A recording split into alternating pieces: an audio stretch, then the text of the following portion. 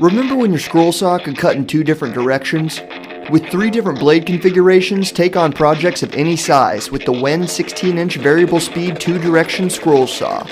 Cut in the standard direction towards the back of the table as you would on a regular scroll saw.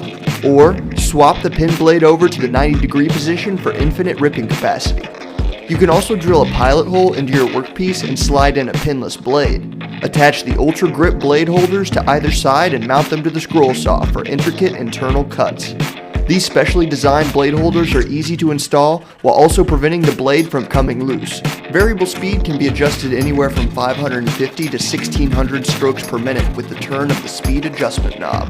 Bevel the 16 by 11 inch work table up to 45 degrees, all while keeping your cut illuminated with a flexible work light.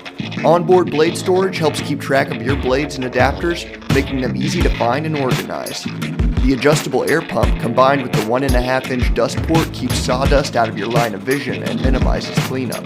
With the WEN 16-inch 2-direction variable speed scroll saw, you're no longer constrained by the throat of the saw, allowing for larger workpieces and more creative opportunities. Remember when you cut out a 2-foot penguin? Yo, what's up, penguin? Remember when?